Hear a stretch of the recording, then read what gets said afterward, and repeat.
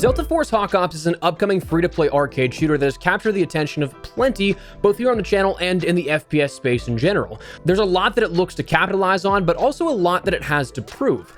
In a new video detailing some of their recent work, it revealed what else they've been up to in the meantime, and frankly, I think it's some good news for players. As we go along, drop your thoughts on what you think of this, and if you enjoy the video, make sure to drop a like and make sure to subscribe for more Delta Force Hawk Ops coverage, along with other FPS content I'd love to have in the community. This summer has some big reveals and launches upcoming, so love for you to join us. But for now, let's take a look at the latest with Delta Force Hawk Ops. So, Delta Force, beyond this upcoming title of Hawk Ops, it was a classic FPS title stemming back the last 2 decades plus, and as such, there's a huge audience spanning that time, and for a lot of people, it may have been one of their first, if not their first FPS games they played. So, as such, plenty of players have a very fond and special place for that game. So, when it was announced that Tencent would be reviving the franchise after acquiring the rights to the IP a little while back, and the first look of gameplay was showcased that included things like an extraction mode, hero elements with abilities and passives, and more, a lot of people were rightfully bummed out about it because that's a hard deviation from what the game was. Along that developmental road, however, there was a bit of a message of assurance that the campaign they'd been developing was a faithful remaster to the Black Hawk Down campaign, and it was meant to be an homage and a passion project that those hardcore fans would still find some love for. Again, all while being free and costing them nothing to play. Well, aside from the reveal trailers, there really wasn't much to look at for that campaign, and within the last few months, there's promotion for other things like the Havoc Warfare mode, the Battlefield-style large combat multiplayer. There was promotion for Hazard Operations, which is the extraction mode shown off, but nothing explicitly about the campaign until recently. After a 2-month hiatus of showing off any sort of gameplay, any sort of marketing at all really, we saw an official teaser of the Black Hawk Down remaster in Unreal 5 that was just a short 30-second clip, but all in-game footage, and to me, it looks beautiful. I mean, generally speaking, the Unreal Engine produces, as the name suggests, well, Unreal-looking quality. Of course, we can't deduce much from a 30-second clip with no combat, nothing like beyond that. You see a little bit of the HUD, but most of this just shows off the surrounding environments. But when it comes to quality, I'm liking what I'm seeing so far. Now, with this being just a remaster kind of disconnected from the alterations to the gameplay they seem to be taking with the Havoc Warfare and the Hazard Operations modes, it's definitely going to be something that I think will be nice to see, to have just a raw, gritty campaign available for those that want that. One key thing that is to note, though, with this, while not shown on screen at any point during this little teaser trailer, it is announced via the fine print that it's not going to be available for everyone. But in regards to probably likely you and I, it won't affect us. It'll still be playable and available in its entirety, but it stated the Black Hawk Down campaign is planned for PC and consoles only. So, okay, that might sound a little weird, right? Like, what's being neglected if consoles and PC are going to be able to play this? Well, that's where you got to remember the scope of this Delta Force Hawk Ops game and what they plan to do with the project, because it's going to be available as a whole for PC, PlayStation, Xbox, and mobile. So the only ones that are going to be missing out on this campaign remaster are going to be mobile players. And with the quality of what we've seen there, that's probably something that is likely. Dumbing down a whole campaign of that kind of quality and maybe scale would be tough for mobile hardware and probably tech limitations for the ceilings of what you could end up fitting into that one small package. But that's now the first looks out of the way for all the main major modes coming through with Delta Force Hawk Ops. And honestly, I'm really curious to see where this will go from here, how it'll play, and how it will be received as a whole. Initially, I'm really stoked to get some hands-on because fundamentally in the game offering, I mean, we're getting a lot for literally nothing. It's a free-to-play game, but it covers and offers 3 main pillars of a game like you'd see comparable to maybe, say, COD. A remastered campaign of a classic game, a multiplayer with continued support, and an extraction mode that will also gain post-launch support. Other games like COD, Battlefield, you name it, you're paying $70 out of the gate here for that and those 3 installations that'll come along with it. But this, it's free.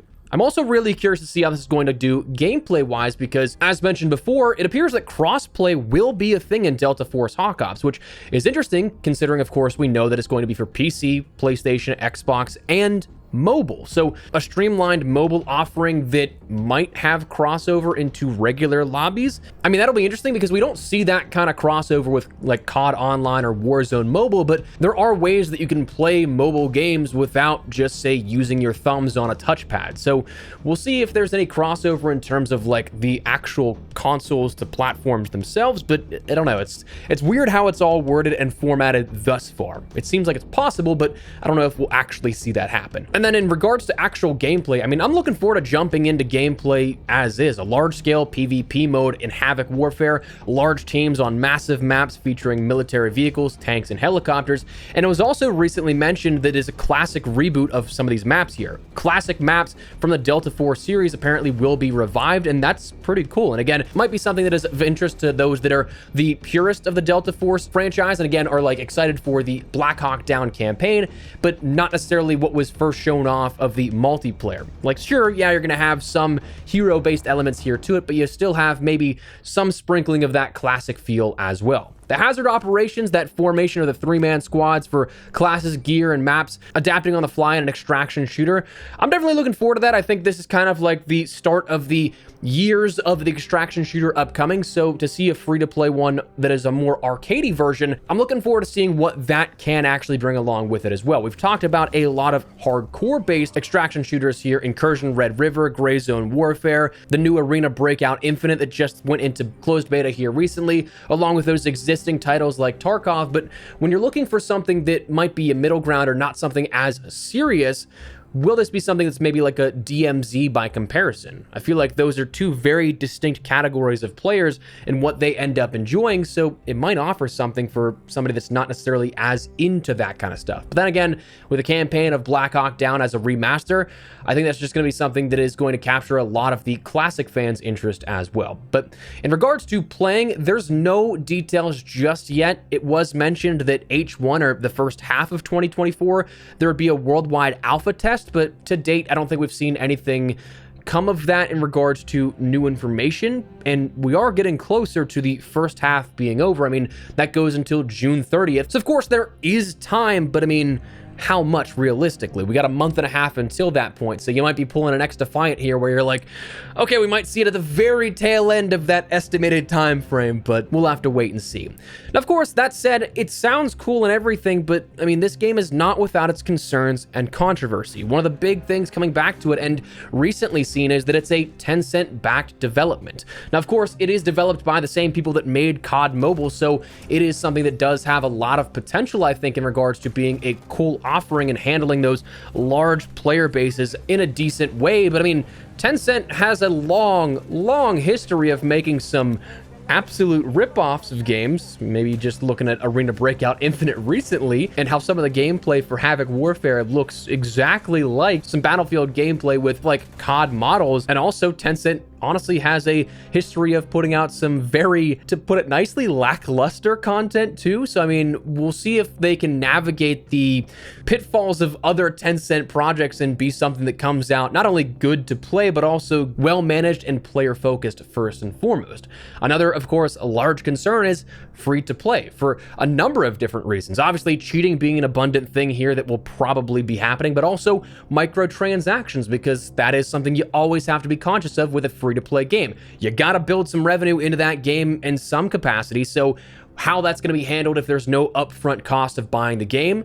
Microtransactions. It's just a matter of trying to ride that fine line of being something that's cool and cosmetic that is entirely optional, and stuff that will eventually end up impacting gameplay. I feel like right now a good comparable situation to look out for is Arena Breakout Infinite, because it seems like the game's gameplay loop and what you find in terms of cash or rewards for cash for playing the game is much lower than some other extraction shooters. So that might push towards, oh, as they say, pay for convenience to end up getting a little bit more back here that speeds along that process. That could be something that happens here with Delta Force, which might not be necessarily a positive thing. So of course, this game has a lot of positive possibilities, but also a lot of negative possibilities, some stuff that are definitely concerns or controversy with the game upcoming.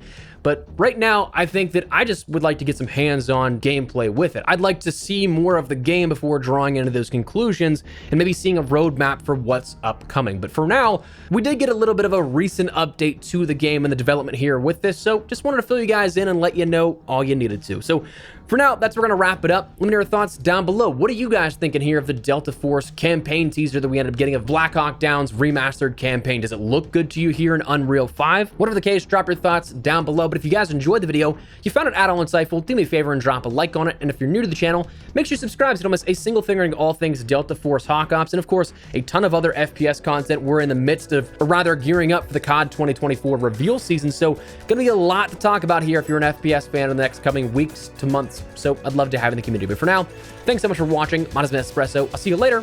Take care and peace.